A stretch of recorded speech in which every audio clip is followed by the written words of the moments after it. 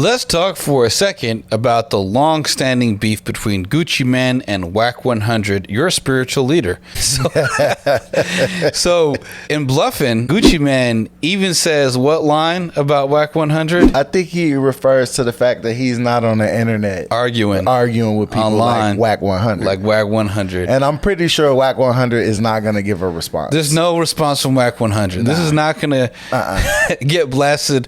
DJ Academics is not going to cover but this. Wack 100 does like to respond to pretty much everything that happens. So yeah, but the difference is that Gucci Mane gonna roll up on Wack 100 at his house, and it ain't gonna be pretty. I think they both bloods, so I maybe that's just like they're not gonna cross lines like that. Maybe I don't know. I don't know their gang affiliations. I'm just being tongue in cheek, I guess. Gucci Mane has spent enough time in jail. He's not afraid to go back. Hey, Gucci a real one. Like if it ain't a lot of real ones out there, but his history. Yes. Like he always says in his songs. Yes. I ain't fucking with Gucci Mane. Nah. But I thought it was hilarious that Wack 100 got a mention in a diss and a Gucci Mane track. I like that. I was that's right. I feel like he made that line because there's something there. Like I don't know what's there, but he called him out. Some kind of hood politics. Yeah. It was interesting because on Yeet's Instagram, he supposedly leaked a track with him and Travis Scott, which is pretty fascinating. Yeet's been coming up. His Afterlife mixtape was a big hit. Yeah. And he's being considered as definitely, at some point, one of the freshmen, though he's not yet. It's definitely been on the radar for a lot of people, which I think I'm actually surprised he's not a freshman this year. Yeah. That was one of those things that seemed pretty clear cut because he has so much buzz. Yeah. But he is still kind of underground in his own way, although he does have a pretty big following, and he's clearly making money from his music already. So yeah, he's kind of like a throwback from the Plug and B SoundCloud rappers of the 2010s. Yeah. He kind of comes from that era. Absolutely. I actually talked to the admin of his Discord about this track, and he confirmed with me that was AI and that it wasn't Travis Scott on the track. But I don't know. How do you feel about AI? I think Drake recently came out and was really frustrated because somebody made a song with him and The Weeknd on it, and him and The Weeknd do not get along anymore. So you kind of had a feeling like it wasn't real, but it did sound like Drake. Not so much like The Weeknd because his voice is harder to mimic, but I have to say it actually kind of sounded like a better version of Drake. So Drake, don't let the AI beat you. Well, that's all I'm saying. This is where I'm gonna be more like John Connor and Rise of the Machines with Judgment Day and Terminator, because I don't like machines trying to take the place of artistry. And this is where I think one of the biggest pitfalls of the commercialization of hip hop from a cultural grassroots movement to pretty much just an ATM to try to cash out on is now people, instead of focusing on the culture, instead of focusing on hip hop as any kind of deeper semblance, now it's like, oh, it's just a cash grab.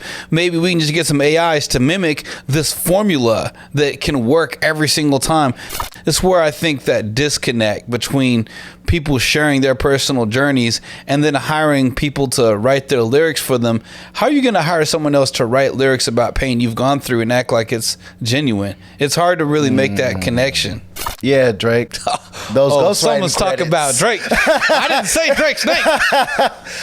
But Kendrick also spoke out on this, and he mentioned in one of his bars that basically AI needs a teacher, and they're using Kendrick to learn how to rap better. And it's like, I thought that was an interesting take because it's true. AI doesn't learn anything automatically yet, but eventually they say that AI is going to be 10,000 times smarter than Einstein. So we'll see if AI can make its own rap without a rap reference. I think we're going to see like a polarization of hip hop fans, where we're going to have the AI hip hop fans and then the human AI fans, and then they'll rise up in the streets and the Terminators come from us, and we'll see who will win. Could you imagine an AI rap beef? I could, and it would be dry as fuck. It would be dry as Margaret Thatcher's pussy. Like, it's one of those things where it's not going to go well.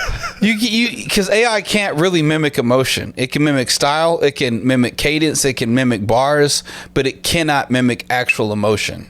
But if you try to use OpenAI, ChatGPT, to try to cast slander on a particular rapper, it'll be like, oh, we can't talk shit about other people in AI. So maybe it's one of, Asimov's, laws of robotics.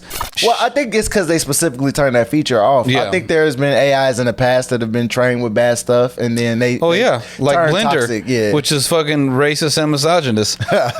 Yeah, I think it just comes down to AI can at this point only be what you teach it, and because we're using other rappers and other musicians' work to train it, it's not real to me. I want rap to get more human, not less human. Exactly. So, Ryler Rodriguez, thank for you. He starts off the track. We got a gratuitous tarantula just crawling across the ground, and then it spins in and he starts his verse. And really, the first thing that hits me about Rylo is that he has this laid back, almost slurred approach to rapping. Reminds me of like Kodak Black after he's had uppers, downers, and then uppers again, and then raps. That's kind of what it sounds like. This is definitely quintessential lean rap. It sounds like he can barely make out his words. I'm not a huge fan of stuff that sounds like this, and he's definitely not nearly as good as Lil Baby, who's putting him on. Yeah. Lil Baby is so great, and this guy, I know it sounds like he has a new sound that he's trying to work on, but I'm not. It's not hitting for me. Signed to Virgin Music and Little Baby's record label, and so I think he's getting the pass from Little Baby. Maybe they grew up together, maybe they got some outside of music kind of background, and so he's getting the pass and the cosign from Little Baby. I feel like he's got a lot of work to do artist development wise, and he could benefit from someone mentoring him on getting to that next level that maybe he's capable of reaching. And I was kind of disappointed. The intro was too long, but it was a really good production, so I was like excited to hear the song. Yeah. And then when he came in, I was like, oh no. I was like, what are we doing here? The music video is good quality. Yeah, no, it's amazing. Like what they're doing overall, as far as delivering the content, is great. But when he got on the track, he diminished all of that.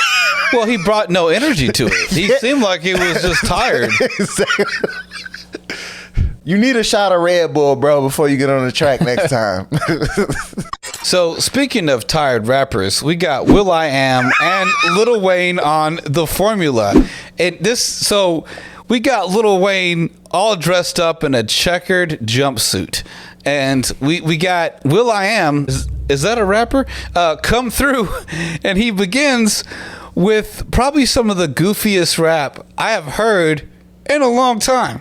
He's like your dad when he learns some new slang, and he's like trying to be cool and hip. That's exactly what it sounds like. And it just doesn't work. And I already told you how I feel about Black Eyed Peas and their pop rap. This isn't even as good as some of that stuff. Like will.i.am, like, I know you're a super successful producer and artist, but this ain't me. No, will.i.am comes through like a dad trying to say, hey, son, was that test as clutch as you thought it would be?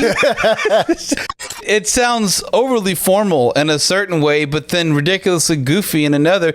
And it makes you wonder, are they trying to capitalize on Austin, Texas's F5 or whatever racetrack, the FC racetrack? Are they trying to, because Austin is a hugely popular city now, and I'm wondering, is this song related at all to our new racetrack? It's a Formula One song. They got the Formula One all through the video. Yeah. And it sounds like a product placement track. And Lil Wayne definitely just collected the check on there. He did not show up to give you any hot bars. He was just like, oh, will.i.am, you're going to pay me how much? Yeah, I'm there.